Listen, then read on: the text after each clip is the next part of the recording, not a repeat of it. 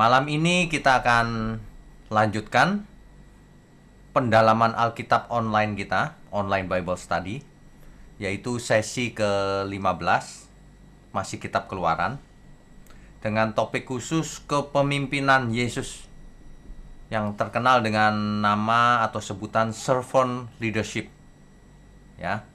Untuk itu mari kita siapkan hati, kita siapkan pikiran, mari kita berdoa. Bapa di surga, malam ini kembali kami hadir Tuhan. Kami mau belajar firman-Mu. Kiranya apa yang kami lakukan Tuhan berkenan. Berkati setiap apa yang kami bicarakan pada malam ini. Berkati semua kami agar kami mengerti. Juga mohon berkati channel ini agar semakin banyak orang diberkati. Biarlah nama-Mu dimuliakan. Terima kasih Bapa, hanya dalam nama Tuhan Yesus kami berdoa dan mengucap syukur. Amin. Ya, baik. Inilah sesi ke-15 Kitab Keluaran dengan topik khusus kepemimpinan Yesus, yaitu servant leadership. Ya. Pembacaan Alkitab kita dari Kitab Keluaran yang lalu kita lanjutkan sekarang. Keluaran pasal 17 ayat 8 sampai 13. Saya bacakan ya. Keluaran. Lalu datanglah orang Amalek dan berperang melawan orang Israel di Rafidim. Bapak Ibu yang mengikuti terus sesi-sesi online Bible Study ini, yang lalu kita sudah membahas bahwa persinggahan terakhir bangsa Israel sebelum sampai ke Gunung Sinai adalah Rafidim namanya.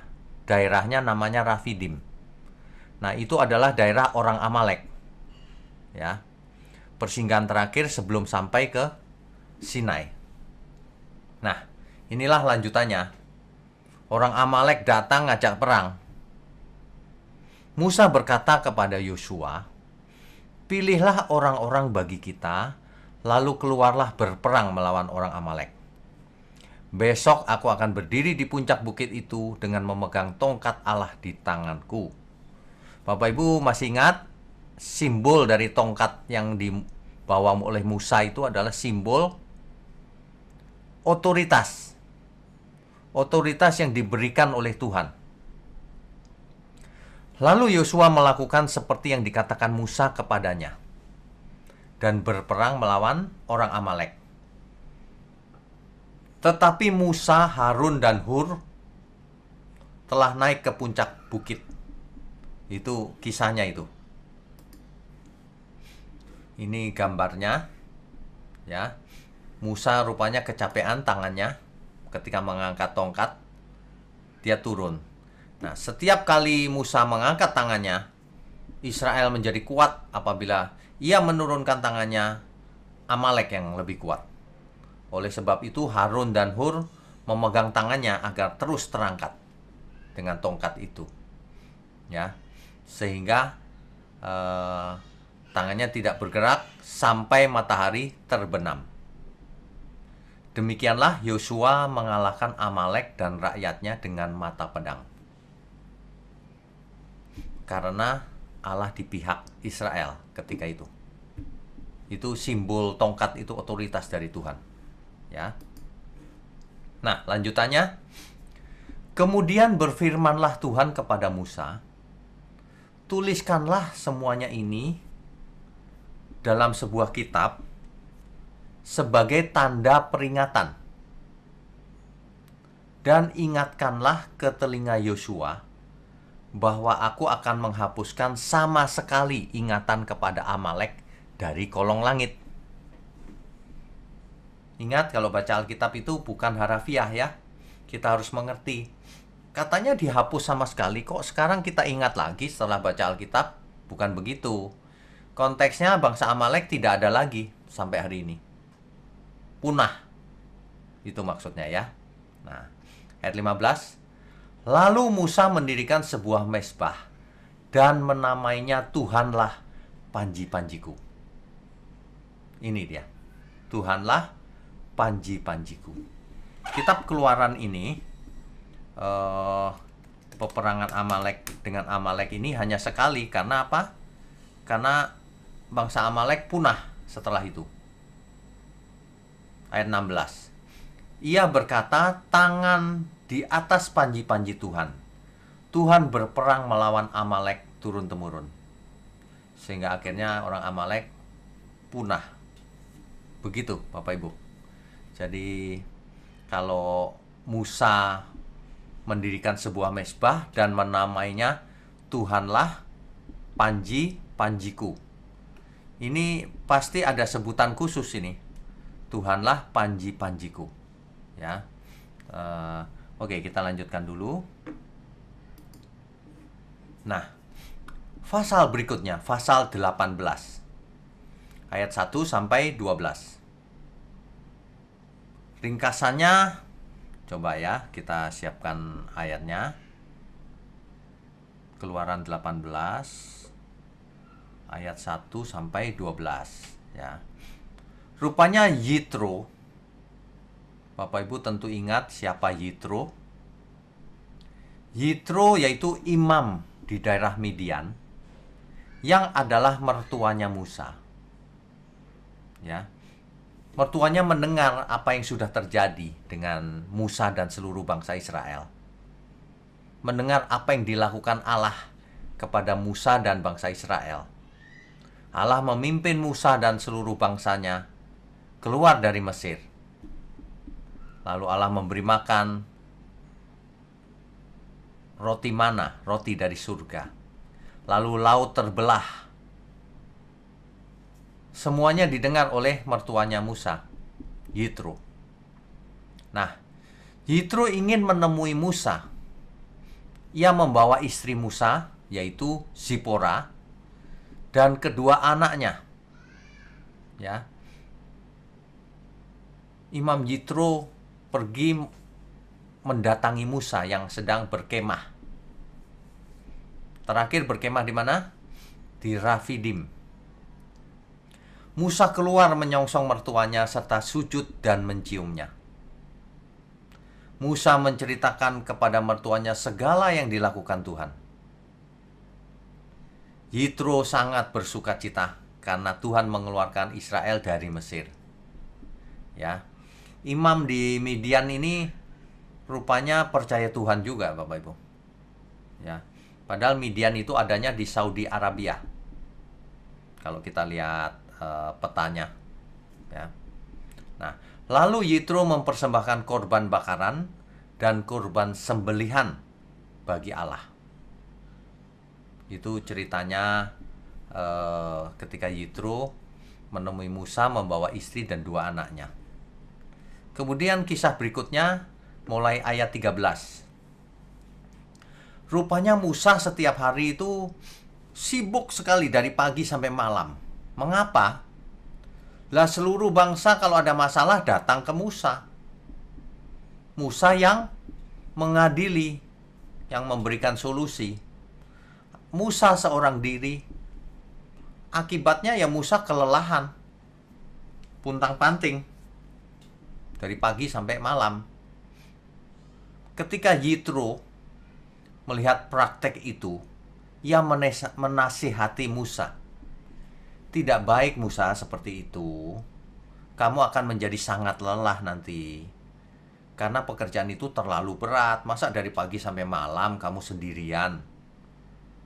Pekerjaan itu tidak bisa dikerjakan sendirian. Lalu nasihat Yitro kepada Musa. Musa harus mendelegasikan tugas-tugas itu. Dengan mengangkat pemimpin untuk 1000 orang. Untuk 100 orang, untuk 50 orang, untuk 10 orang. Jadi ini adalah prinsip kepemimpinan yang sangat dasar. Saya nggak mengerti mengapa Musa di Mesir tinggal di istana tapi tidak mengerti prinsip kepemimpinan mendelegasikan wewenang. Yitro rupanya lebih mengerti. Yitro menasihatkan kepada Musa. Di paling atas adalah Musa, di bawahnya pemimpin 10 orang, 10 orang ini membawai 50 orang, 50 orang membawai 100 orang, dan membawai 1000 orang. Inilah struktur organisasi yang sudah mulai modern. Zaman dulu kan pemimpin itu memang satu sendirian gitu, one man show. Organisasi yang modern tentu tidak one man show. Tentu struktur organisasinya baik, sehingga semuanya tidak datang langsung kepada satu orang. Nah, inilah yang dilakukan oleh Musa sesuai dengan nasihat dari mertuanya, yaitu Yitro. Musa mendengarkan perkataan mertuanya itu dan dilakukannya segala yang dikatakannya. Jadi ini adalah prinsip delegasi. Bapak Ibu, jangan semua diambil sendirian kerjaan. Didelegasikan, ya. Bayangkan kalau sendirian, capek pasti. Dahulu waktu COVID baru mulai, PSBB, itu kira-kira 1 bulan gereja yang di Pantai Indah Kapuk kita tidak punya kegiatan. Saya di rumah terus, saya cukup stres. Ini bagaimana ini kalau jemaat tidak diberi firman? Lalu saya berusaha sendirian di rumah, ngecat tembok supaya hijau untuk background, terus setting komputer dan sebagainya, sendirian semuanya. Sampai ketika live streaming lagi, bukan rekaman. Ketika mau live streaming, internetnya masalah, jadi masalah semua. Mengoperasikan sendirian. Itu tidak baik sebenarnya. Itu terpaksa dulu. Makanya yang baik adalah didelegasikan. Jadi kita fokus pada pekerjaan yang utama. Orang-orang fokus pada di posisinya masing-masing. Banyak orang lebih baik daripada satu orang. Begitu ya, ini prinsip yang diajarkan oleh Yitro kepada Musa.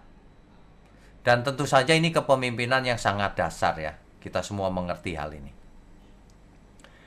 Seperti yang sudah kita lakukan sebelumnya, ketika kita membaca kitab Keluaran, kita ketemu topik tertentu, maka kita akan lari ke sepanjang Alkitab. Sama dengan hal ini sekarang. Kita sedang membahas kepemimpinan. Maka kita akan langsung menuju ke Perjanjian Baru. Sebenarnya pemimpin seperti apa yang Tuhan ajarkan kepada kita? Ini penting, ya. Ini soal kepemimpinan. Soal seorang pemimpin itu harus bagaimana? Ya, ada pendapat bahwa kepemimpinan itu adalah bakat atau dilahirkan, dikodekan, tertulis dalam faktor genetiknya, yaitu DNA. Seolah-olah begitu. Tapi ada pendapat lain bahwa pemimpin itu bukan dilahirkan, bukan bakat, tapi dibentuk atau hasil didikan. Belajar menjadi pemimpin yang baik. Dalam hal Musa belajar dari Yitro. Ya. Oke, kita lanjutkan dulu ya. Kepemimpinan. Orang dunia seringkali menganggap pemimpin itu adalah bos. Jadi artinya jabatan. Atau posisi ya. Jadi pemimpin itu memiliki kekuasaan. Bagi orang dunia begitu biasanya memandang pemimpin itu. Akibatnya apa? Akibatnya orang-orang yang dipimpinnya bukannya hormat, tapi takut. Ya di depan si bos sih hormat. Posisinya hormat. Tapi di dalam hatinya tidak hormat. Dan tidak setia pasti. Ketika seorang pemimpin memposisikan diri sebagai bos, jabatan, posisi, kekuasaan di tangannya, memerintah suka-suka sendiri, nanti ketika ia tidak ada, bubar tuh semuanya. Tidak ada yang mengikat. Kalau bosnya keluar kantor, langsung nggak bekerja mereka. Karena bukan pemimpin. Pemimpin itu bukan bos. Ya. Pemimpin itu ditakuti karena galaknya, kerasnya gitu. Bukan pemimpin, maksud saya bos. Ditakuti karena kekerasannya. Kalau pemimpin enggak. Ya. Seorang pemimpin tidak lahir dari jabatan, posisi atau kekuasaan, tidak. Orang dunia salah mengerti. Begitu jadi pemimpin, wah sok-sokan. Menempatkan diri di posisi yang tinggi. Minta dihormati. Minta dikultuskan bahkan. Dalam beberapa hal minta disembah. Itu Fir'aun minta disembah itu. Dia mengaku putra dewa matahari. Putra Ra, dewa Ra itu matahari. Itu pemimpin-pemimpin dunia itu. Ya. Sampai hari ini di organisasi apapun ada yang seperti itu. Di kantor, di pabrik, di pemerintahan, bahkan di gereja. Ada yang begitu. Bos dia, bukan pemimpin. Ya. Ini sangat disayangkan kalau itu gereja. Kepemimpinan itu gitu. Pemimpinnya itu seolah-olah memposisikan sebagai bos. I am your boss. Waduh. Banyak orang merasa sebagai pemimpin. Padahal bukan pemimpin, hanya atasan saja. Beda, atasan dan pemimpin itu beda. Bos dan pemimpin itu beda. Mereka hanya merasa bahwa dirinya adalah pemimpin. Padahal bukan. Ya. Biasanya pemimpin model yang seperti ini, ia menggunakan kekuasaannya untuk menindas orang lain. Untuk menekan orang lain. Untuk memperlakukan suka-suka orang di bawahnya. Biasanya memanipulasi mereka agar melakukan hal-hal yang ia ingini. Ada seorang yang jabatannya bos. Kalau merintah anak buahnya, waduh, saudara. Saya nggak mau tahu, mau kamu sudah makan atau belum, mau tidur apa enggak. Pokoknya saya mau tahu kerjaan ini selesai nanti sore. Waduh, ini tipe bukan pemimpin. Ini bossy. Ya. Bukan pemimpin yang seperti itu. Dan itu banyak sekali yang begitu. Saya tidak mau tahu kamu sudah makan, sudah istirahat atau sakit atau enggak. Waduh, gawat tuh. Yang saya mau tahu kerjaan itu selesai. Nanti siang misalnya. Waduh. Ini tipe pemimpin yang bos ini, bukan pemimpin sebenarnya. Meskipun dalam bahasa umum disebut pemimpin ya, tapi sebenarnya bukan pemimpin ya. Dia bukan seorang leader yang baik. Itu bos namanya. Ya. Nah, mereka menggunakan kekuasaannya, posisinya untuk menekan ke bawah.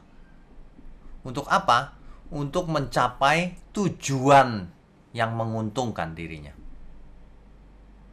Jadi jenis pemimpin seperti ini berpikir sebagai bos. Bahwa orang lain ada untuk melayaninya. Orang-orang harus melayani dia, kan dia bos, pemimpin gitu. Mindsetnya seperti itu.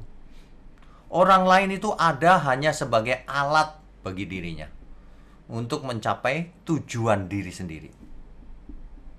Itu dia cirinya. Biasanya kepemimpinan dunia itu seperti itu. Perhatikan itu di bidang politik. Mendepak kiri kanan, menginjak ke bawah supaya ia naik posisinya. Waduh, menghalalkan segala cara. Ini bukan pemimpin. Ya. Oke, berikutnya. Pemimpin yang sejati adalah orang yang dapat mempengaruhi orang lain untuk mencapai tujuan tertentu tanpa menggunakan posisi atau kekuasaannya. Orang pengen ikut, pengen meneladani, pengen niru. Bukan karena niru bosnya, bukan. Karena pengaruhnya yang demikian hebat. Ini pemimpin sejati. Kalau seseorang bisa mempengaruhi orang lain tanpa ada ikatan apa-apa, tanpa ada iming-iming apa-apa, ya. Apalagi tanpa otoritas. Tapi kalau orang bisa ikut, itu pemimpin namanya. Bukan dengan menekan, mengancam, mengintimidasi, ya. Nah, semakin luas pengaruhnya, semakin besar lingkup kepemimpinannya. Ya pasti kalau itu ya. Seperti gambar ini, saudara. Ada, ini bebek atau apa ya, kok hitam begini ya. Nah, ini yang tiga itu ngikut. Tanpa diperintah, tanpa diapain. Mestinya seorang pemimpin itu begitu. Ya. Nah, memang ini beda dengan cerita dunia. Kepemimpinan Yesus adalah kepemimpinan yang melayani. Kalau kepemimpinan dunia adalah kepemimpinan, pemimpin itu harus dilayani. Bertolak belakang loh itu. Beda banget. Ya. Beda banget. Nah, perhatikan. Tuhan Yesus itu hanya melayani selama 3,5 tahun. Sebentar loh 3,5 tahun itu. Ia seorang diri mengambil murid 12, melatihnya seorang diri.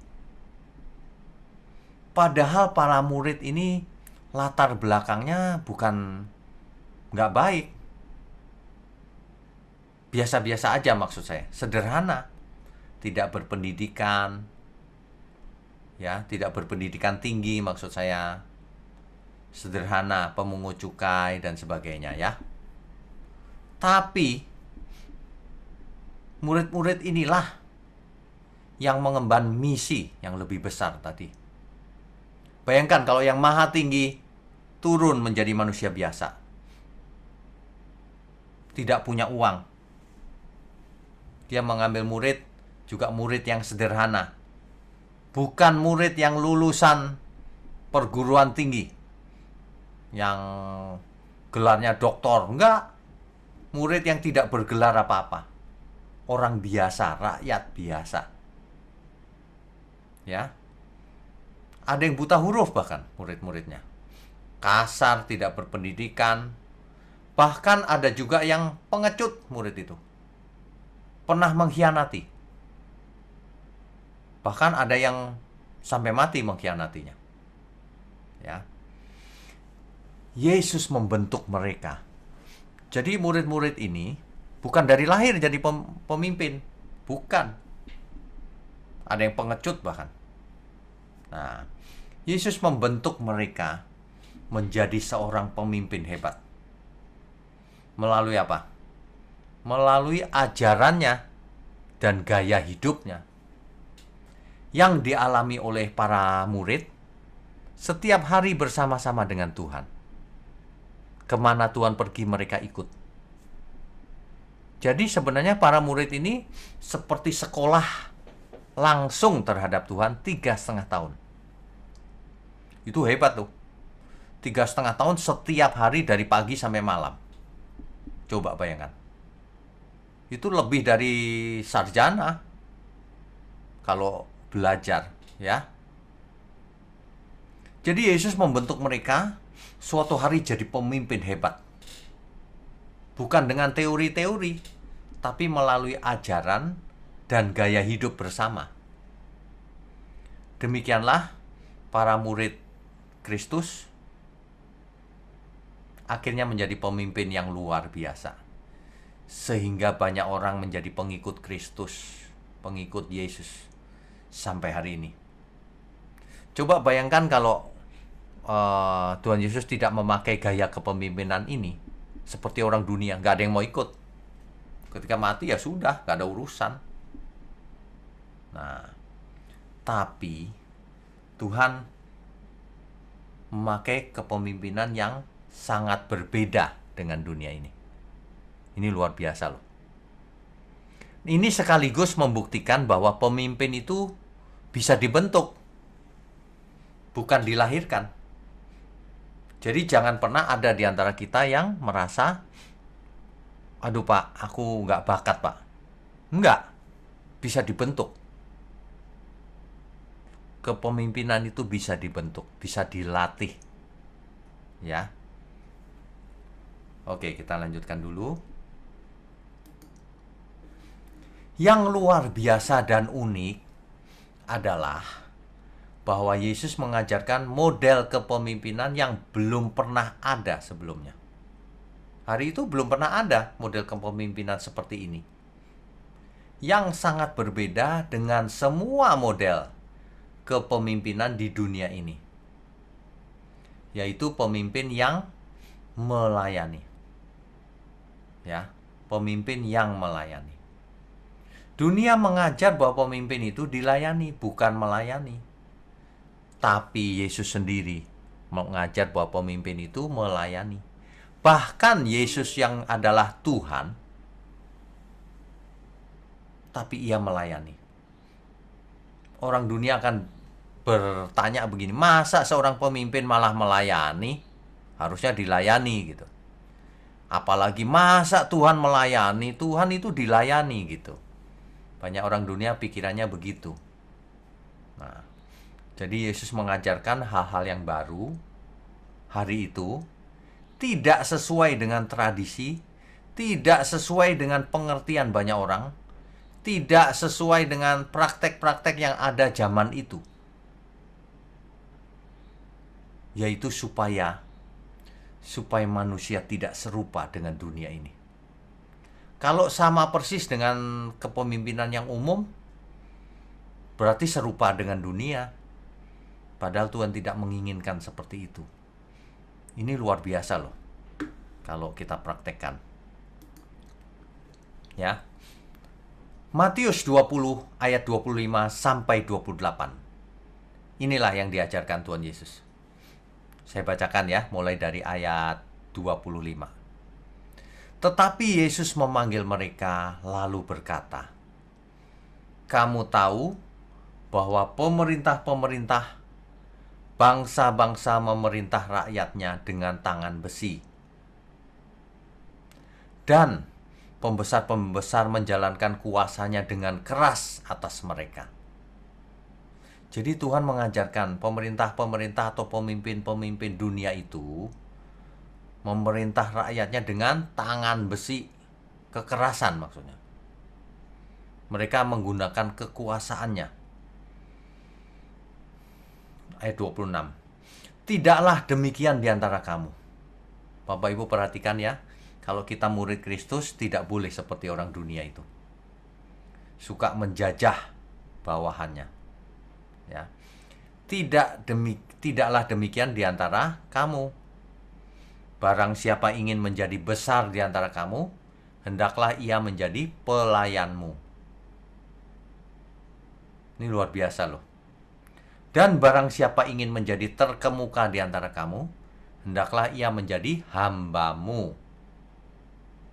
Waduh, seorang pemimpin malah dijadikan hamba. Ini kepemimpinan tapi modelnya model hamba, model budak. Waduh, tidak pernah ada nih. Inilah solusi dari dunia ini sebenarnya. Itulah sebabnya dunia ini banyak masalah. Karena pemimpinnya bukan pemimpin yang melayani. Pemimpin yang bossy. Biasanya dibarengi dengan korupsi itu biasanya. Suka-suka sendiri, songong. Itu biasanya korupsi juga itu, besar-besaran. Dan biasanya sudah tidak punya malu juga, nggak punya integritas soalnya. Pemimpin yang seperti itu.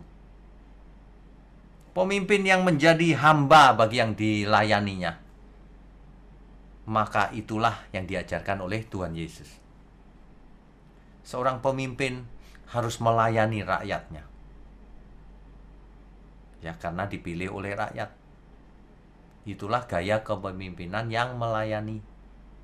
Seandainya semua pemimpin seperti itu, maka dunia ini tidak bermasalah. Seandainya semua pemimpin melayani, maka tidak akan ada masalah. Mengapa banyak masalah? Karena pemimpin ingin dilayani. Ya. Nah, ayat 28. Sama seperti anak manusia datang bukan untuk dilayani. Tuhan Yesus datang bukan untuk dilayani, dia bilang.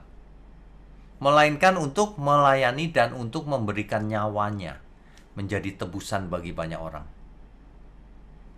Berkorban bagi banyak orang. Belum pernah ada pemimpin yang seperti ini. Ya. Belum pernah ada. Makanya Tuhan datang untuk memberi teladan. Pemimpin yang sebenarnya seperti itu. Di dalam rumah tangga, pemimpinnya seharusnya adalah laki-laki, sang suami.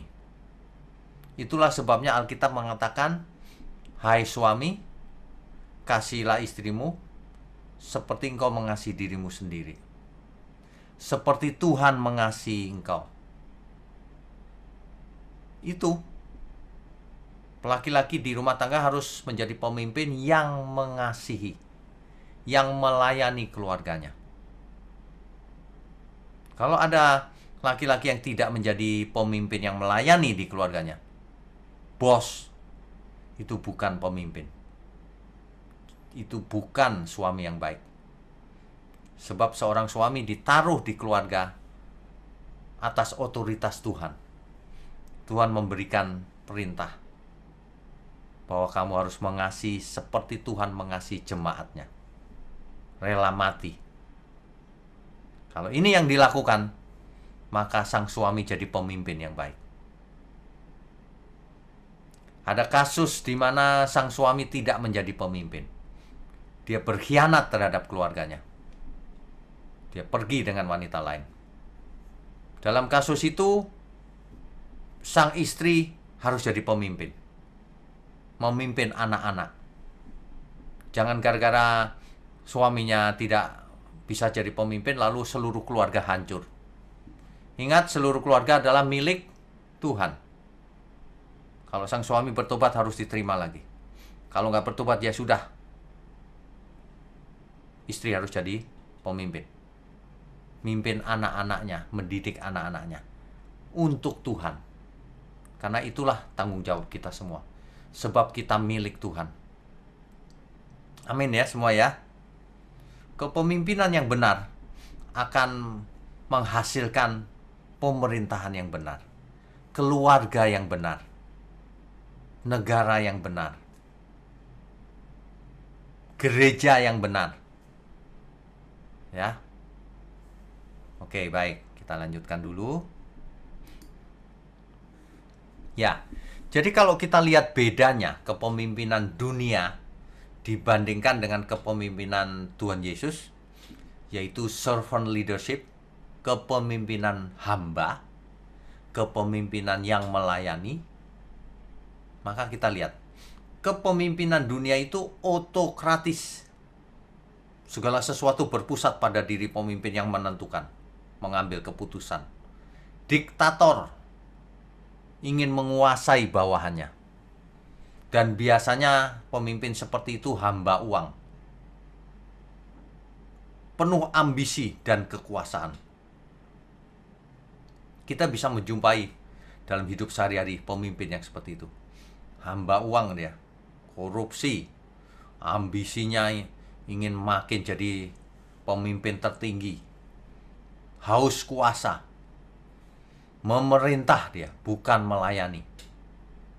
Sering menekan, menjajah, memanipulasi dengan kekerasan. Demi apa? Demi kepentingan diri sendiri. Ini tipe pemimpin sebagai bos. Tidak rendah diri, tidak rendah hati maksud saya. Tidak mau merendahkan diri. Tidak ada kasih di dalam pemimpin seperti itu. Yang penting tujuannya tercapai. Untuk menguntungkan diri sendiri. Inilah pemimpin model dunia. Akibatnya apa? Itu cuma bisa membuat orang takut, bukan hormat. Di belakang dia orang-orang pada membicarakan kejahatan dia. Bahkan maki-maki pemimpin seperti itu. Tapi di belakang, kalau di depannya nggak berani, karena takut. Jadi bukan hormat ya. Tidak taat pasti sama pemimpin seperti itu. Dan tidak setia. Nanti kalau dia turun udah nggak dianggap orang pasti. Kalau sudah tidak jadi pemimpin. Ya. Pengaruhnya hanya sementara ia menjabat di kursi pimpinan itu. Tapi begitu ia tidak menjabat, nggak ada yang ngikut dia lagi. Beda dengan kepemimpinan Tuhan Yesus. Servant leadership. Kepemimpinan hamba. Pemimpin yang melayani. Dasarnya apa? Kebenaran. Menjadi hamba dia, memposisikan diri menjadi hamba. Melayani, bukan mau dilayani. Dasarnya adalah kasih. Mengasihi bawahannya. Memimpinnya dengan hati. Dan ia memberdayakan semua bawahannya. Memberdayakan itu artinya membuat semua yang ada di bawahannya itu menjadi satu, menjadi cerdas, menjadi kompeten, menjadi karakternya jadi bagus, terutama karakter. Jadi diberdayakan semua orang, bukan diperdaya. Pemimpin yang dunia itu memperdaya. Tapi kalau pemimpin Allah Yesus itu memberdayakan. Agar suatu hari menjadi pemimpin hebat juga bawahannya. Minimal kalau posisinya bukan sebagai pemimpin, tapi karakternya sudah jadi pemimpin. Bayangkan kalau setiap orang karakternya adalah pemimpin hebat. Wah, luar biasa itu. Kalau perusahaan pasti efisien dan efektif. Kalau gereja pasti menjangkau banyak jiwa. Pasti efektif. Pasti diurapi Tuhan. Pasti. Ya. Tujuannya tercapai, ya. Tapi dengan kasih. Buktinya apa? Pengaruhnya akan luar biasa dan sangat efektif. Dan pengaruhnya jangka panjang. Perhatikan bedanya. Pengaruhnya sangat jangka panjang, ribuan tahun bahkan sampai selamanya, masih dampaknya masih bisa kita rasakan. Ya. Dampaknya masih bisa kita rasakan. Nah, dampaknya ini. Jadi mulai dari Tuhan Yesus satu orang, kemudian muridnya 12. Cuma itu. Mula-mula. Tapi dalam 3,5 tahun. Hari ini. Sudah hampir 2000 tahun. Tapi yang mengikut ajaran Tuhan Yesus 2,5 miliar. Hari ini pengikut Yesus adalah pengikut yang paling banyak di antara semua pengikut agama. Tertinggi 2,5 miliar. Bayangkan dampak dari kepemimpinan yang melayani itu. Tuhan berkorban sehingga kita semua pun mau ikut. Itulah kebenaran. Jadi jika ingin belajar menjadi pemimpin yang hebat, belajarlah pada Yesus. Dia berkata, aku datang untuk melayani, bukan dilayani. Bayangkan kalau pejabat pemerintahan dilantik, lalu prinsipnya adalah aku jadi pejabat untuk melayani, bukan dilayani. Wah, hebat itu pasti. Pasti dampaknya akan luar biasa. Ia mau melayani kita yang masih berdosa, bayangkan. Bahkan ia rela mengorbankan nyawanya untuk menebus kita dari maut. Seorang pemimpin yang baik, yang mengorbankan dirinya bagi yang dipimpinnya. Tidak ada seorang pun dari pemimpin dunia yang mempunyai kualitas seperti ini, yang mau melakukan hal ini. Nggak ada. Ya. Dampaknya nyata banget, faktanya jelas. Hari ini 2,5 miliar pengikutnya. Jadi pemimpin terbesar adalah Yesus, yang bisa membuat orang mengikut. Nggak pakai intimidasi, nggak pakai kekerasan, nggak pakai iming-iming apa-apa, tapi dengan menunjukkan teladan kasihnya dan ajaran kebenaran. Pemimpin terbesar sepanjang zaman, Tuhan Yesus. Ya. Oleh sebab itu, Bapak Ibu, Saudara sekalian, mari kita jadi pemimpin yang melayani. baik dalam organisasi apapun, termasuk dalam gereja, bisnis atau apapun. Kalau kita nggak jadi kepala, tetap karakternya harus karakter pemimpin. Amin ya.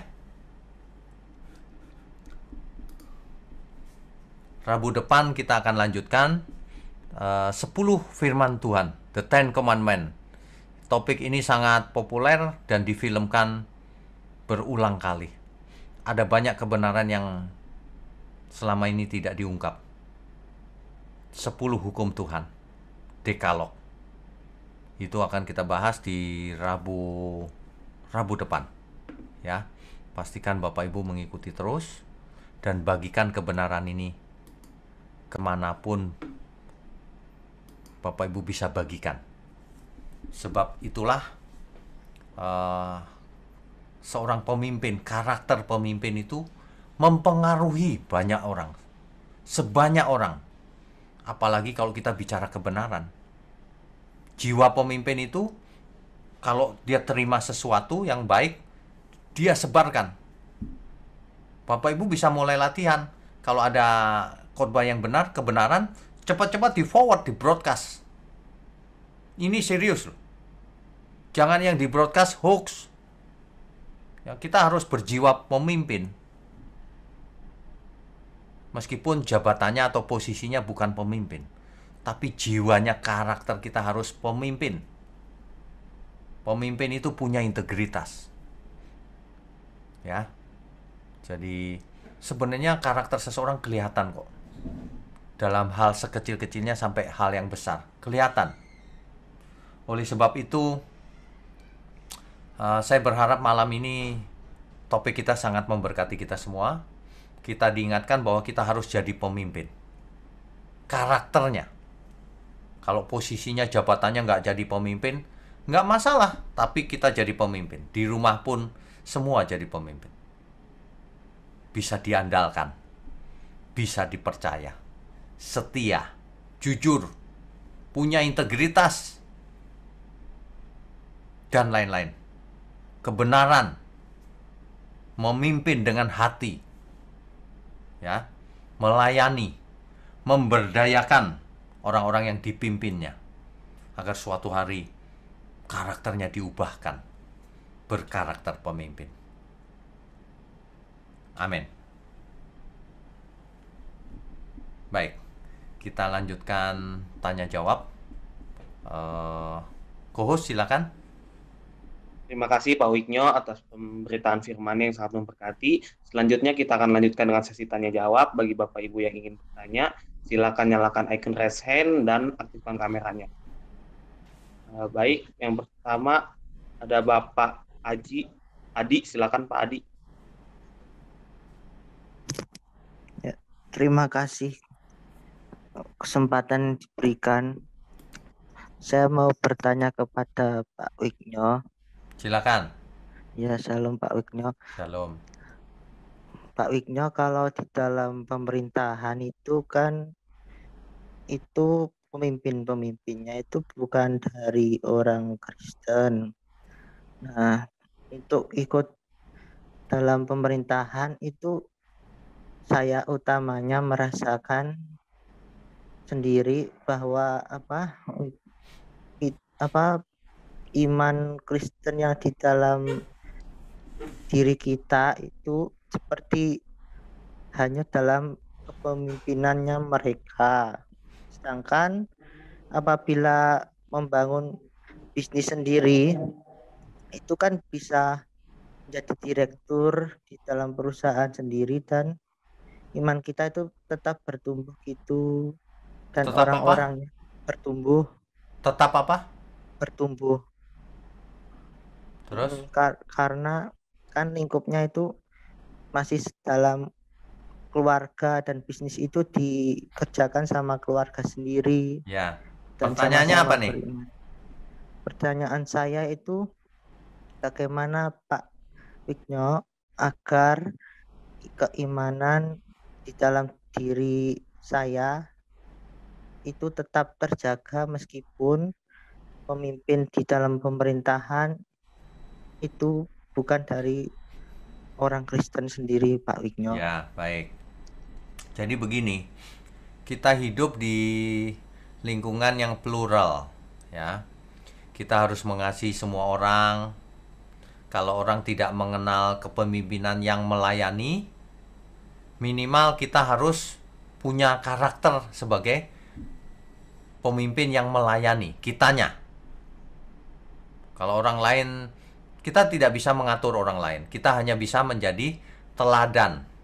Oh, begitu ya. Nah, kalau kita jadi penasihatnya, kita nasihatkan bahwa seorang pemimpin harus melayani rakyatnya. Nah, kan kita bisa kasih masukan. Kita itu dituntut sesuatu yang bisa kita lakukan. Kalau kita rakyat biasa, nggak ada jalur untuk memberi masukan, ya kita diam. Kita memberi masukan di lingkungan kita yang paling kecil, keluarga, kantor. Intinya semua tetap bisa kita lakukan sesuai dengan kapasitas masing-masing. Nah, supaya tetap di dalam firman, supaya tetap mengerti kebenaran, harus belajar terus memang. Perubahan mindset ini memang tidak mudah. Mindset seseorang itu sulit diubah. Makanya harus belajar intensif. Supaya makin hari makin mengerti prinsip-prinsip kebenaran. Seperti malam ini contohnya. Pemimpin itu kan pada umumnya pikirannya dilayani. Tapi pemimpin yang diajarkan Tuhan Yesus adalah yang melayani. Yang memberdayakan. Bukan yang memperdayakan. Begitu? Mana tadi? Putus ya? Iya, Pak. Oh, ya. Terima Sudah menjawab kasih, belum Pak. ya? Sudah, Pak. Oke, baik. Tuhan berkati ya. Iya, Pak. Oke. Berikutnya, tadi Caroline belum tuh. Dia angkat tangan dulu. Ya, Ibu Caroline silakan Bu. Ya, halo Kak Wigno. Halo. Thank you banget buat kebenarannya malam hari ini. Ya, ini sungguh sangat memberkati saya karena emang udah lama menggelitik hati tentang kepemimpinan yang melayani ini.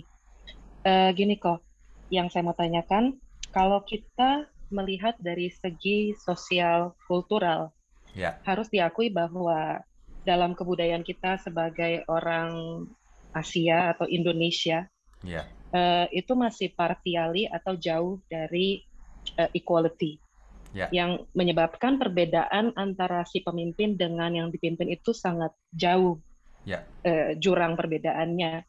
ya. Yang saya mohon penegasan atau pencerahan lebih lanjut dari Ko Wigno mengenai subtema ini dalam sosial kultural kita sebagai orang Asia atau Indonesia.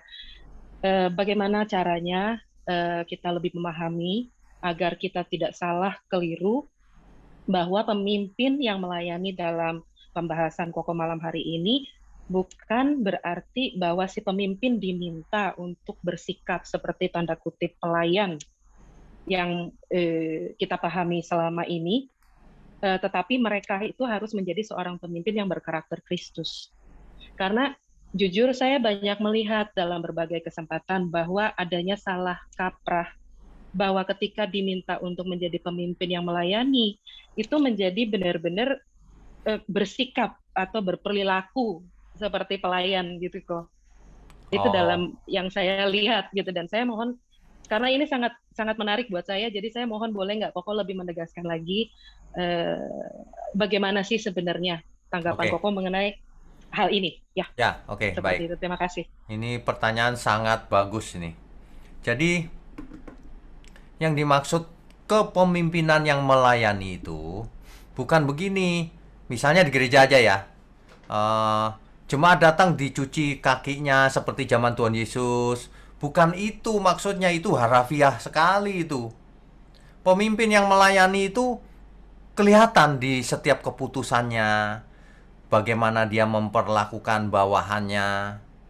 Bagaimana dalam jangka panjang dia membangun, mendevelop bawahannya supaya diberdayakan. Diberdayakan itu dididik, dibangun karakternya, keahliannya, itu. Dan tentu saja sikap sehari-hari pemimpin ini kelihatan. Apakah ia sombong, diktator, atau apa. Yang melayani nggak begitu. Dia mendengar masukan, rendah hati. Nah, kualifikasi dari pemimpin yang melayani itu ada panjang. Itu sebenarnya topik tersendiri, satu buku tersendiri kalau harus ditulis. Tapi intinya adalah kita harus berubah dari dalam, karakter. Manajemen by heart. Memimpin dengan hati, ya. Leading by heart. Jadi bukan dengan otoritas, tapi dengan hati. Itu akan pengaruhnya dalam sekali. Seperti kalau seorang orang tua terhadap anaknya. Itu anaknya biar dimarahin, nyari terus ke papa mamanya. Mestinya begitu ya. Idealnya tentu saja nggak bisa persis sama. Jadi kita bicara bukan lahiriahnya. Nanti karyawannya masuk, dianterin teh, bukan begitu. Itu pelayan, itu pelayan beneran. Bukan itu maksudnya, tapi karakter kita, karakter yang melayani. Nah, itu pasti beda tuh. Ya, begitu. Tentu saja nggak bisa dibahas lengkap karena waktunya kan. Bagaimana, Odi? Oke ya. Ya, Tuhan berkati. Berikutnya. Baik, untuk selanjutnya terlebih dahulu saya ingatkan untuk Bapak Ibu yang ingin bertanya, silakan nyalakan kameranya. Selanjutnya Ibu Welmince, silakan Bu. Bu, ayo Bu. Ya, Ya, ya selamat malam Pak. ya, malam. Ya Pak. Jadi sudah seri ke-50-an kita ikut belajar dengan Bapak ya. Di sini banyak sekali Ya. pengetahuan yang tadinya kita buta sama sekali. Nah, sampai akhirnya timbul pertanyaan ini Pak. Ya. Tapi kalau memang salah pertanyaannya mohon pencerahan. Jadi begini, tadi Bapak menjelaskan Yesus itu seorang pelayan yang harus menjadi contoh bagaimana tipe pelayanannya. Ya. Nah, sebelum dia menjadi pelayan, jalan yang harus dilalui ketika Bapak menyampaikan Kejadian 3 ayat 15 kan. Ya. Nah, apakah itu ada hubungannya dengan ketika Herodes hendak membunuh anak-anak di bawah 2 tahun karena merasa terancam dengan seorang raja yang lahir, itu pertama. Dan kedua, ketika Musa dilahirkan, orang-orang Ibrani harus mengalami kematian. Dan ketiga, ketika bangsa Israel keluar dari tanah Mesir. Dan kalau kita baca juga di Imamat, Tuhan itu seolah-olah nyawa itu tidak punya arti. Padahal kalau kita lihat di waktu Kain membunuh Habel, Tuhan juga melarang pembunuhan.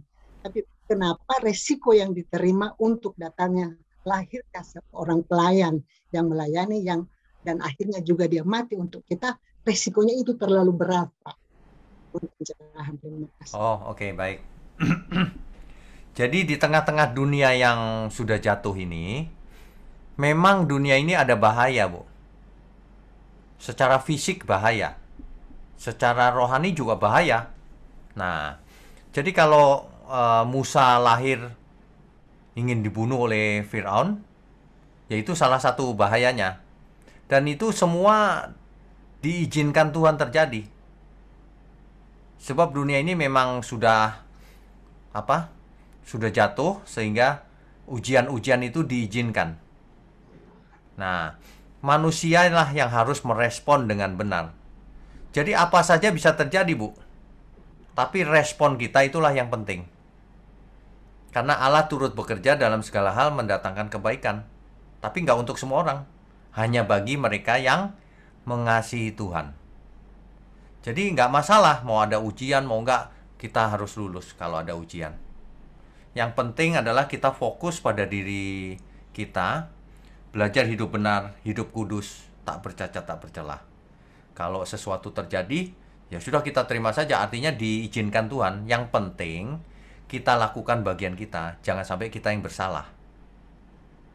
Kita seluruh hidup kita harus menjadi persembahan yang harum bagi Tuhan. Itulah ibadah yang benar. Begitu, Bu. Jadi memang resiko-resiko itu diizinkan Tuhan. Bahkan Tuhan Yesus diizinkan untuk dicobai oleh iblis loh, Bu. Ya.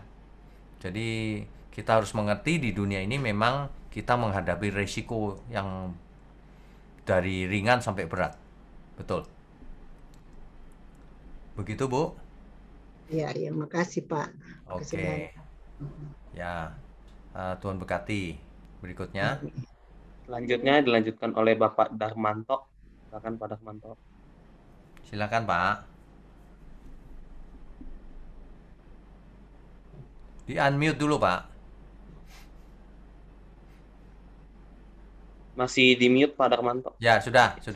Oke, jadi saya memberi masukan aja, saran dari Ya. pengalaman pelayanan ini. Ya. Jadi selama ini kepemimpinan itu tidak lepas dari sifat-sifat pribadi tuh. Punya ambisi, punya pamrih, punya segala sesuatu keinginan untuk menguasai sesuatu organisasi. Terus kami hanya menyarankan kalau organisasi itu memilih seorang yang akan menjadi pemimpin, dasarnya yang dari Jitero tadi, ketika Jitero memberi saran kepada anaknya yang menjadi nabi besar itu, ternyata supaya mengangkat pemimpin 50 orang, 10 orang, 100 sampai 1000 itu orang-orang yang jujur, yang takut kepada Allah, yang tidak mau disuap, tidak mau menerima disuap dan sebagainya. Itu akan mempengaruhi, saya kira demikian. Jadi bagaimana setuju enggak saya hanya dari pengajaran Jitero itu. Itu yang saya lakukan selama ini ketika berpelayanan gitu, Pak. Terima kasih. Oke, terima kasih masukannya. Jadi memang benar, Pak, kalau kita lakukan memilih orang-orang benar itu yang ideal. Cuma dalam faktanya sulit sekali cari orang yang benar, Pak. Kalau orang kelihatannya benar, iya, tapi berjalannya waktu nanti terbukti lagi dia nggak jujur, nggak setia, ngomongin di belakang kita, aneh-aneh, Pak. Nah, makanya dunia ini butuh orang-orang yang benar. Nah, itu yang saya katakan tadi, bahwa kita semua harus memiliki karakter sebagai pemimpin yang melayani. Meskipun jabatannya bukan pemimpin, tapi karakternya pemimpin yang melayani. Coba ada begitu banyak ya. Wah, luar biasa pasti. Sayang sekali nggak banyak orang benar, Pak. Gitu. Ya. Apa mustahil bagi manusia tidak mustahil bagi Tuhan. Ya, dia harus betul. Benar. Seperti perintah Tuhan Yesus, aku ini kudus, kamu harus kudus, begitu ya, gimana lagi ya? Ya tergantung orang kan bagaimana. Ya makanya kita maksimalkan saja diri kita untuk Tuhan, gitu aja, Pak. Ya. Makasih. Ya, oke. Tuhan berkati. Berikutnya masih ada? Masih ada, Pak. Selanjutnya Ibu Linda Yuliana. Silakan, Bu. Bu Linda, silakan.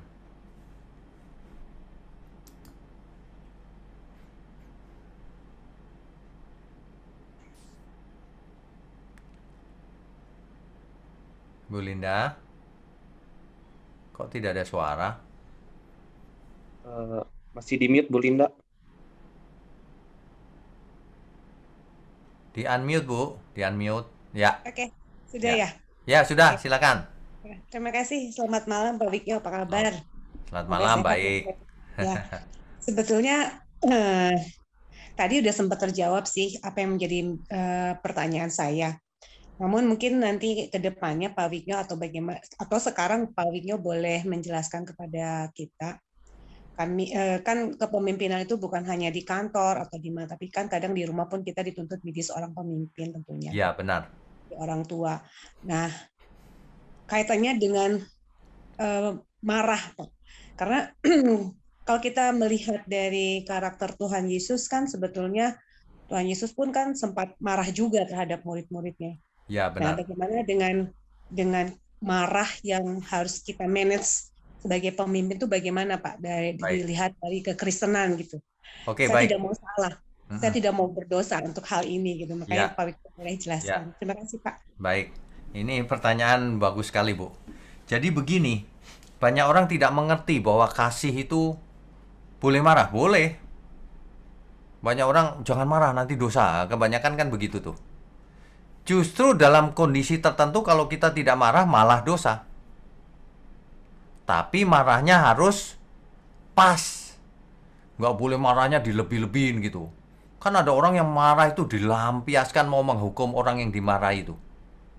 Wah, kalau itu sudah lewat. Kita marah itu apa sih sebabnya? Kita marah kalau ada yang salah supaya ada koreksi, dibenarkan gitu loh. Untuk mendidik. Nah, kalau itu harus. Jangan anak salah, diemin aja aku mengasihi dia. Oh, itu bukan mengasihi, itu menjerumuskan namanya. Jadi marah boleh, tapi harus pas marahnya. Pas itu nggak meledak-ledak, nggak karuan, tapi topiknya juga pas. Bahwa itu nggak boleh, nak. Itu bahaya. Nah, misalnya begitu. Apalagi kalau menyangkut keselamatan. Kita harus marah kalau ada orang yang mau menyesatkan keluarga kita gitu. Marah. Nggak bisa, salah itu. Gitu. Jadi marah boleh, tapi harus marah yang benar. Gitu. Begitu, Bu Linda. Jadi ukurannya adalah kehendak Tuhan. Kalau kita marah pun harus sesuai keinginan Tuhan. Marah yang baik. Sedikit lagi Pak Wik, Ya. kalau itu di rumah mungkin ya, kita kan jelas kalau misalkan di rumah, karena anaknya nakal atau anaknya something yang tidak melakukan hal yang tidak sesuai dengan rule di rumah misalkan. Nah, Ya. bagaimana tentang hubungan kita dengan bawahan kita, Pak? Di kantor Kadang ya? Di kantor, iya Oke. betul. Kadang di kantor pun kadang-kadang saya pengen marah, tapi saya ingat lagi, nggak boleh marah gitu kan. Tapi saya perlu marah. Nah, ini kadang-kadang Betty gitu, beda tipis. Ya. Marah yang benar dengan marah yang kadang-kadang kesel gitu. Sebenarnya marah yang benar dan tidak itu kita sendiri tahu loh, Bu. Ketika kita Betul. marah sampai emosi, sampai itu artinya kelewatan. Betul. Kalau kita marah itu nggak perlu emosi, Bu. Nah, ini bagaimana memanage? Kadang-kadang kita mau ngerem itu, aduh gitu. Nah, apakah ada trik-triknya atau memang Tuhan mengajarkan yang selama di Alkitab dan selama ini saya belum tahu itu. Barangkali Ya. Pak Wiko. Oke, baik. Jadi gini, kita memandang orang lain itu jangan memandang orang yang mestinya dihukum, jangan. Orang itu mungkin tidak mengerti. Yang pertama. Atau kedua memang karakternya buruk. Yang ketiga mungkin memang nggak pintar, Bu. Jadi buat salah terus gitu. Bisa jadi. Jadi kita mesti maklum. Oh, dia kurang pintar memang di bidang itu. Sebab kalau dia pintar nggak kerja di sini juga. Dia bisnis sendiri atau apa mungkin. Nah, jadi kita mesti punya hati yang agak luas gitu. Artinya gini, kalau dia salah, ya harus ditegur, jangan nggak ditegur. Kamu salah loh. Ini salahnya di sini nih, kamu mengerti nggak? Jangan diulang ya. Sebab kalau kamu salah, akibatnya ini gitu. Udah, terangin. Nanti kalau dia salah lagi, kamu mengulang lagi. Kenapa? Nggak mengerti atau bagaimana? Ngulang lagi 3 kali. Kamu sudah 3 kali. Berarti kamu nggak bisa kerja sebenarnya. Mungkin kamu dimutasi aja ke bagian lain yang bisa kerja. Kecuali memang orang yang attitude-nya nggak bisa diperbaiki, Bu. Ya terpaksa. Keluarkan SP1, SP2, SP3, dipecat. Karena itu seperti virus. Kalau seseorang salah tapi tidak mau belajar, nanti teman-temannya jadi gini, dia aja salah nggak apa-apa. Rusak nanti komunitasnya. Jadi komunitas juga harus dijaga. Itu. Cuman ketika kita memberikan disiplin, itu bukan menghukum. Kan ada orang yang kejam tuh. Kalau pecat sembarangan, nggak pesangon sama sekali dan sebagainya. Nah, ya kita kasih sedikit-sedikit, kita kasih lah. Lebih bahkan. Gitu. Jadi bentuknya bisa macam-macam sih. Begitu Bu Linda.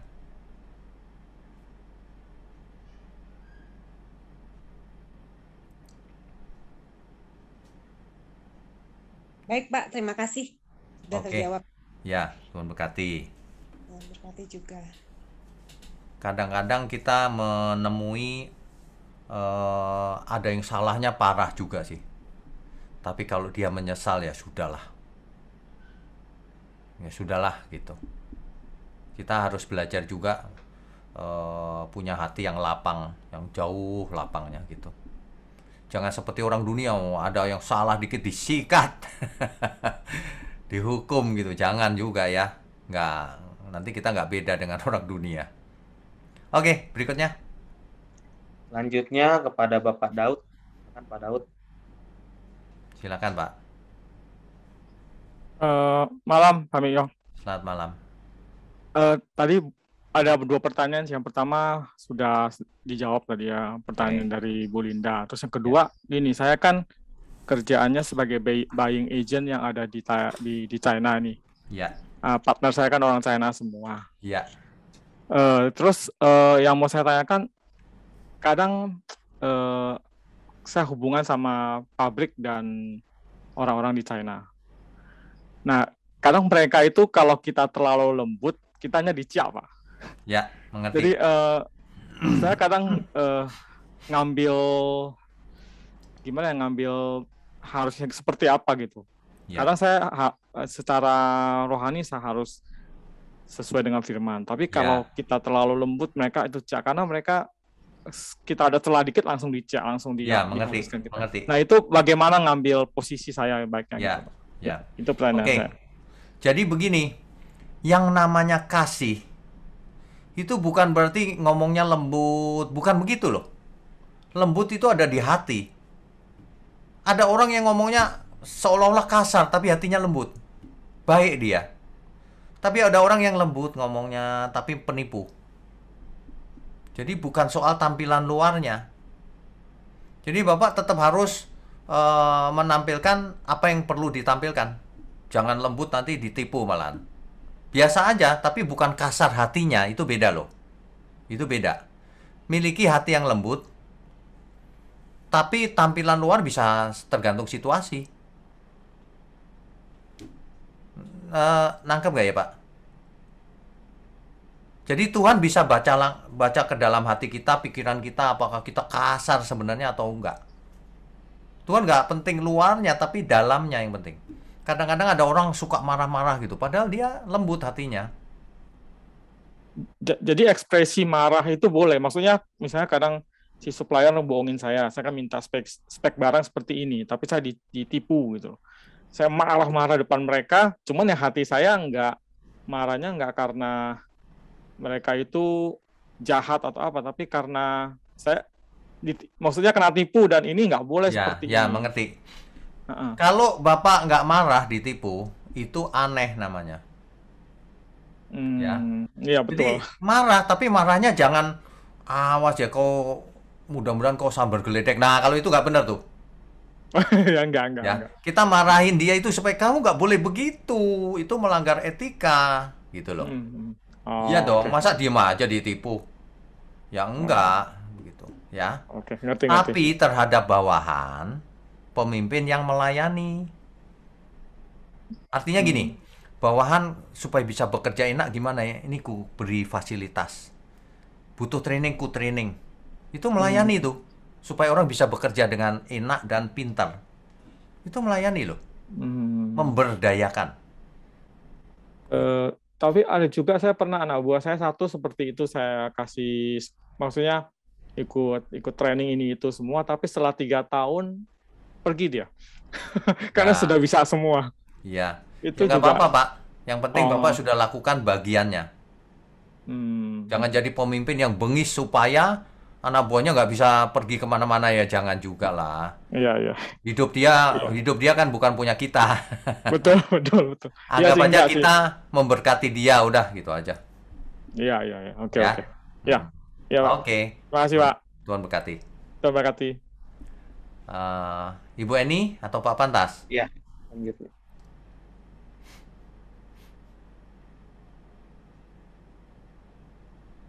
Di unmute dulu Pak. Ya, sip. Baik, terima kasih Pak Wikyo. Pertanyaan saya adalah, Kalau saya melihat kepemimpinan, mungkin kepemimpinan itu ada dua faktor ya Pak, yaitu sekuler dan non sekuler. Nah, saya selalu berbicara kepada teman-teman yang banyak beraktivitas di non sekuler seperti kita ya Pak. Iya. Saya bilang sekuler dan non sekuler tuh pada prinsipnya tidak bisa berjalan selaras. Karena apa? Yang sekuler tuh selalu menerapkan the right man please, the right man on the right man please. Tapi kalau yang non sekuler, dia berprinsip kamu mau ikut saya dan setia saya, akan bisa saya pimpin, silakan ikut memimpin dengan saya. Nah, pertanyaan saya sebenarnya yang motonya Tuhan Yesus itu aku datang melayani bukan dilayani. Sebenarnya itu konteksnya untuk apa ya Pak? Oke. Kalau konteksnya Tuhan Yesus jelas, datang untuk menyelamatkan, untuk mengorbankan diri, itu jelas tuh. Tapi kalau dalam sehari-hari kita harus kontekstual juga Pak. Artinya apa? Sesuai konteks yang dihadapi. Intinya sederhana, kata-katanya tadi. Kita menggunakan hati, kita mau melayani, memberdayakan.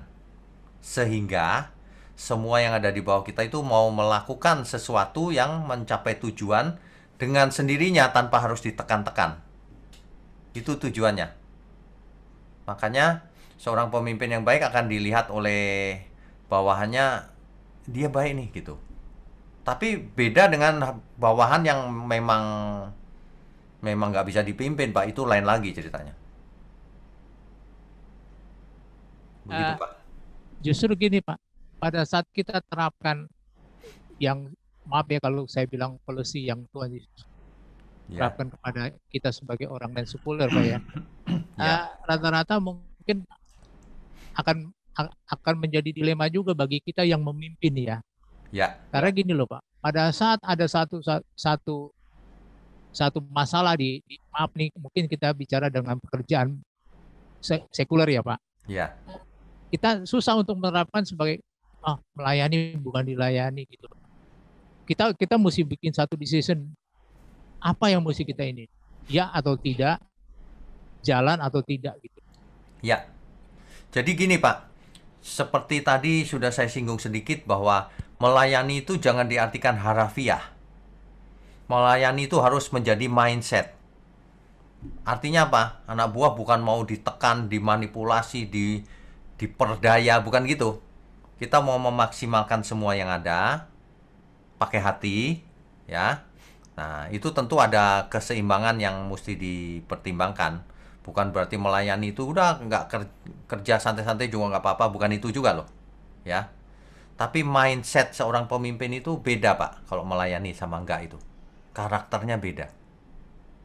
Yang melayani itu memperhatikan bawahannya, kesulitannya apa, kurang apa, sehingga pekerjaan terganggu misalnya, memberikan sarana-sarana yang dibutuhkan, dan lebih jauh lagi memperhatikan kebutuhan hidupnya. Jangan sampai ia bekerja tapi makan saja susah, nah ya susah dong konsentrasinya, gitu, ya. Jadi intinya prinsip kepemimpinan bisa juga kita padukan dengan manajemen hidup gitu ya Pak. Bisa. Jadi kepemimpinan model melayani ini bisa dipakai di mana saja, bukan hanya di gereja. Karena yang penting mindsetnya, karakternya, bukan tindakannya melayani itu lalu ngambilin teh dan bukan itu. Itu harafiah banget tuh. Ya. Gitu, ya. Baik Pak, sebentar Pak, istri saya mau nanya. Oh iya, boleh, silakan. Pak Wignyo, boleh ya saya nanya ya Pak? Boleh. Pak, gini, kita sebagai pemimpin di kantor, ya Bu. Nah, di situ kan kita juga coaching juga untuk Suaranya kecil Bu, sebentar. Suaranya kecil, ketin mic-nya. Masih kecil Pak. Nah, sekarang udah. Jadi gini Pak, kita saya di kantor misalnya sebagai salah satu pemimpin, di mana kita juga untuk mengembangkan knowledge subordinate kita dengan melakukan refreshing course gitu ya Pak. Ya, Kemudian coaching, kalau dia salah kita coaching gitu ya ya, Pak. Nah, sebenarnya gini, yang tadi Bapak bilang ada yang subordinate kita itu memang dia emang istilahnya pasti pengetahuannya memang nggak bisa ditingkatin lagi gitu ya Pak. ya, Terus ada juga yang memang dia mencari kesempatan dalam kesempitan gitu. Istilahnya kayak pura-pura bodoh gitu loh Pak. ya, Tapi dia sebenarnya ada apa ya Pak? Ada modus di balik itu gitu ya Pak. ya, Nah itu kan kita juga harus mengingatkan dia. ya, Nah, ya contohnya misalnya dia nggak bisa tadi kita ingetin, kita panggil 1, 2, 3 kali gitu ya Pak. Itu ya, biasanya setelah kalau misalnya dia udah angel, udah dablek gitu ya Pak. ya, Jawanya dablek.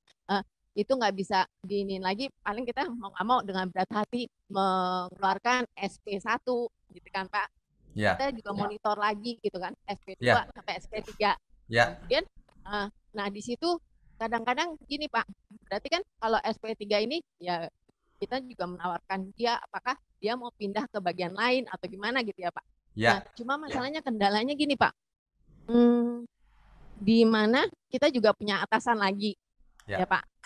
Nah, dia tidak apa sih ya, istilahnya tidak membackup kita gitu loh Pak. Nah, itu gimana kita untuk seperti itu? Sementara kita udah benar-benar istilahnya kita kasih dia pengarahan, kita ajak ngomong gitu loh Pak. Itu gimana menurut Pak Vicky? ya.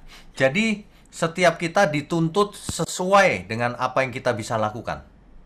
Yang diberi banyak dituntut banyak, yang diberi sedikit dituntut sedikit. Kalau kita masih ada atasan lagi, lalu keputusan kita di override itu apa ya? Akan ya Pak, tidak disetujui. Tidak disetujui. Ya. Diganti dengan keputusan yang dari atas, ya kan kita otoritasnya terbatas, bukan salah kita. Yang penting kita sudah lakukan bagian kita. Itu. Tapi Pak, maaf ya. Jadi kan kita istilahnya subordinate kita ini nggak ada istilahnya apa ya? Istilah kasarnya tidak menganggap kita sebagai atasannya. Jadi kayaknya kita kayak dilecehin gitu ya Pak. Ya, Jadi mengerti. dia bisa seenak-enaknya melakukan itu gitu Pak. Ya, tapi dia di backup oleh atasannya lagi kan? Misalnya. Padahal maaf Pak, sebelumnya padahal saya sebelum melakukan itu saya sudah konsultasi ke atasan gitu loh Pak. Ya. Tapi ternyata dia atasan saya nggak berani ini resikonya yang dia itu Pak. Ya itu Bu. Ya itu. Jadi otoritasnya ada di atasan, otoritasnya. Artinya kita sudah lakukan bagian kita, kalau di override diganti keputusan kita ya sudah, yang penting aku sudah lakukan bagianku sebaik mungkin. Itu yang penting. Jangan sampai yang nggak benernya datang dari kita, jangan. Kita kasih solusi yang terbaik, kalau di override dari atas ya sudah, bukan salah kita. Iya, Pak. Itu Bu. Ya, kan kita dipersalahkan apa yang bisa kita lakukan, itu yang kita dipersalahkan, perbuatan kita itu. Tapi kalau yang orang lain yang menjadi atasan kita misalnya membuat keputusan, menggantikan keputusan kita, ya bukan salah kita udah. Gitu. Ya Pak Wisnyo.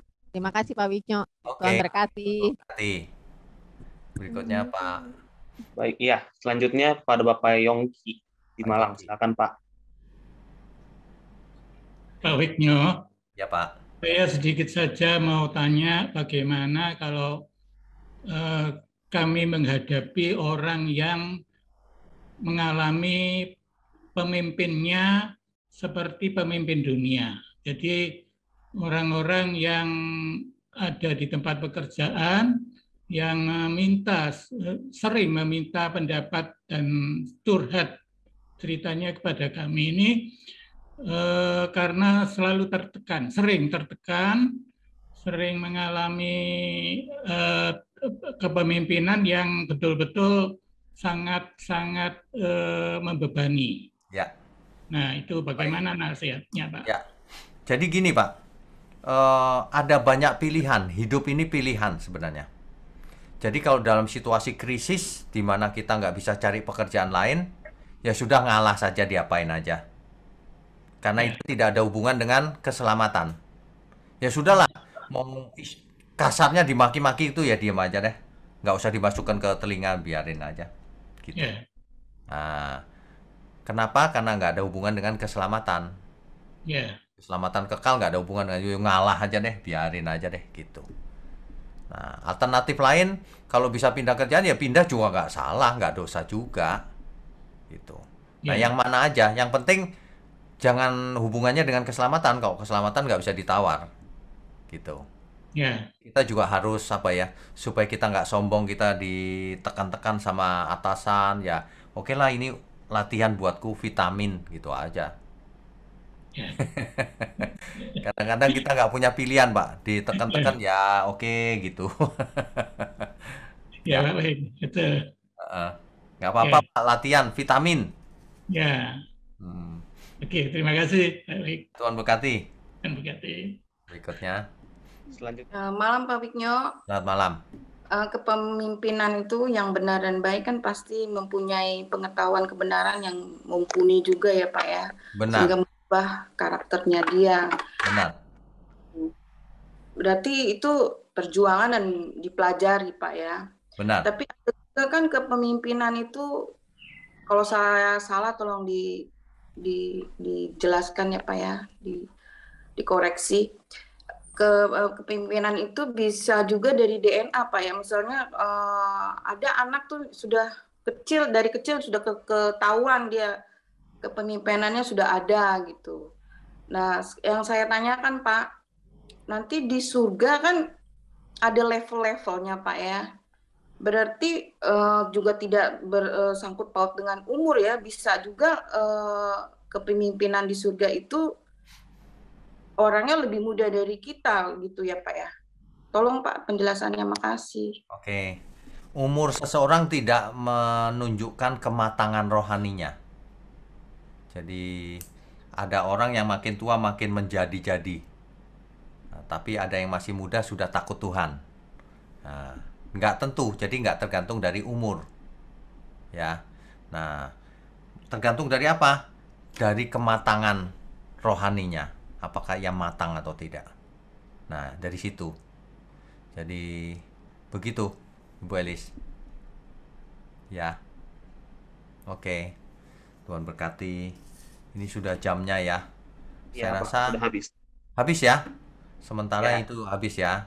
Oke, Ya. kita tundukkan kepala sebelum kita sudahi ya. Mari kita berdoa. Bapa di surga, terima kasih untuk malam ini. Kami semua diberkati dengan kebenaran firman-Mu. Bapa, kami juga mohon berkat untuk seluruh kehidupan kami, agar kami menyenangkan hati Bapa, agar kami mengerti kebenaran, agar kami memiliki karakter seorang pemimpin yang melayani, agar kami mengerti bagaimana harus hidup. Terima kasih Tuhan, Tuhan berkati channel ini agar menjadi berkat bagi banyak orang. Terima kasih juga untuk tangan-tangan yang mendukung channel ini bagi pekerjaan Tuhan. Terima kasih Bapa, hanya dalam nama Tuhan Yesus kami berdoa dan mengucap syukur. Haleluya. Amin.